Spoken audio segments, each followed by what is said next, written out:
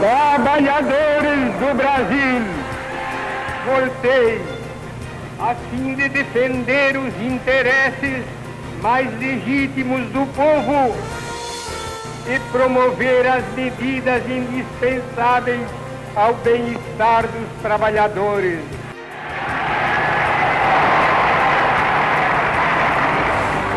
CLT, 70 anos, o fio da história. 1º de maio de 1943. Há 70 anos, mais de 40 mil trabalhadores lotavam o estádio de São Januário, no Rio de Janeiro, para testemunhar o marco da modernização da política trabalhista brasileira. Para trás ficava a era do descaso, da despreocupação e da desregulamentação das relações do trabalho, mantidas pela ideologia neoliberal antes da Revolução de 30. Começava a se consolidar o conjunto de leis que iria garantir aos trabalhadores o direito à emancipação econômica. Nascia a Consolidação das Leis Trabalhistas, CLT. Enfrentei fortes batalhas. A sistematização das leis trabalhistas, que norteavam a relação entre o capital e trabalho no Brasil, gerou protestos da burguesia industrial e comercial do Rio de Janeiro e de São Paulo, insuficiente para que as medidas de proteção ao trabalhador avançassem. 1º de maio de 1940. O presidente Getúlio Vargas, atendendo uma antiga reivindicação dos trabalhadores, cria o Salário Mínimo Nacional. Em 1941, é criada a Justiça do Trabalho.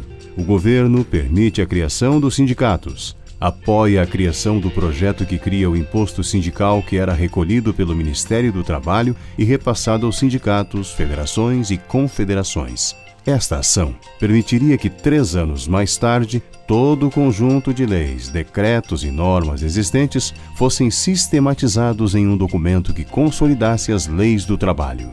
Nasce a CLT, voltada basicamente a atender 3 pontos importantes: os direitos dos trabalhadores, a organização sindical e a justiça do trabalho. O trabalhador brasileiro possui hoje o seu Código de Direitos, a sua Carta de Emancipação Econômica.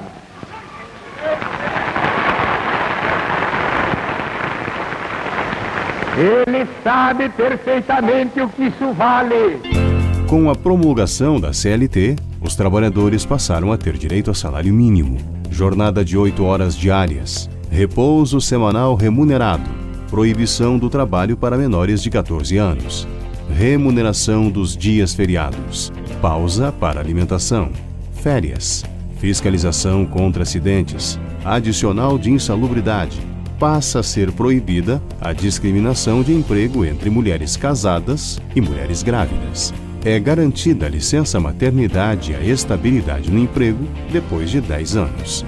Outras medidas fariam parte de uma série de providências. O fio da história. A criação getulista da CLT configurava como um instrumento de libertação da classe trabalhadora, ferramenta poderosa na solução dos conflitos entre patrões e empregados. A partir dela, novos problemas foram surgindo, permitindo acenos à atualização da legislação trabalhista.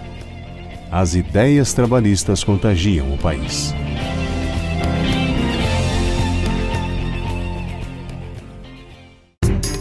João Goulart, à frente do governo brasileiro, passa a representar a continuidade das políticas econômicas e sociais de Getúlio Vargas e transforma-se numa ameaça à elite dominadora.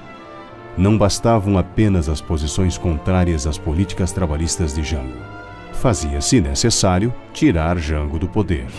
O instrumento encontrado pelos militares e pela elite conservadora, dominadora do processo de produção, para pôr fim aos avanços constitucionais e trabalhistas do povo brasileiro, foi o golpe militar.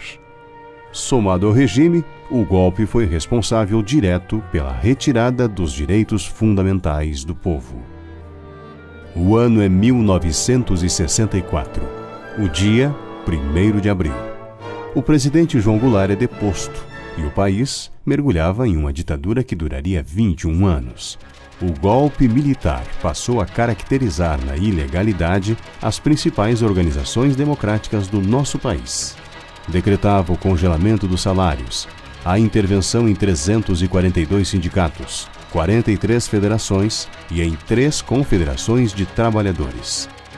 Nesta época, grande parte dos sindicatos rurais, que foram criados e motivados entre os anos de 1963 e 1964, foram fechados. Em 1965, os trabalhadores sentem-se coagidos em realizar greves que denunciavam os crimes e os abusos no ambiente de trabalho.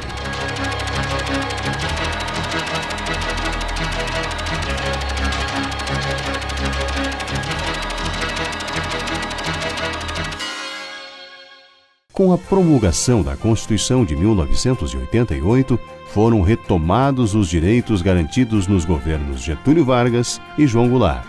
Foram legitimados o poder normativo da justiça e do trabalho. O Brasil se estabelece como pioneiro na criação de um órgão judiciário que mediasse conflitos do trabalho. A Constituição de 1988 incorporou definitivamente ao cotidiano as relações formais de trabalho. Assegurou aos brasileiros direitos sociais essenciais ao exercício participativo e democrático.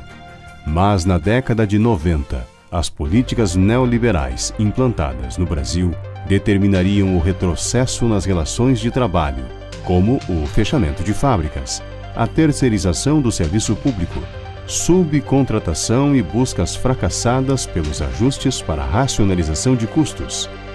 Isso causa desemprego crescente no país, fragiliza a proteção do trabalho. Foram tomadas ações que prejudicavam os trabalhadores, como o contrato de trabalho por tempo determinado, o trabalho em tempo parcial, a suspensão temporária do contrato de trabalho por motivos econômicos, o banco de horas, a redução de salário com redução da jornada, entre outros. Muito se fez para mudar tal realidade. Com trabalho e foco no desenvolvimento, o Brasil vive um momento único no cenário mundial. O aumento da geração de renda, das oportunidades de trabalho, somados ao investimento de capital público e privado, fazem o país caminhar para uma fase histórica, mas que requer cuidados no social, na economia e na produção. Nesse 1º de maio, comemorativo ao Dia do Trabalho e aos 70 anos da CLT, o Partido Democrático Trabalhista reitera seu compromisso na defesa dos direitos dos trabalhadores. Não abrimos mão do cumprimento da legislação. Não abrimos mão da fiscalização dos direitos dos trabalhadores brasileiros.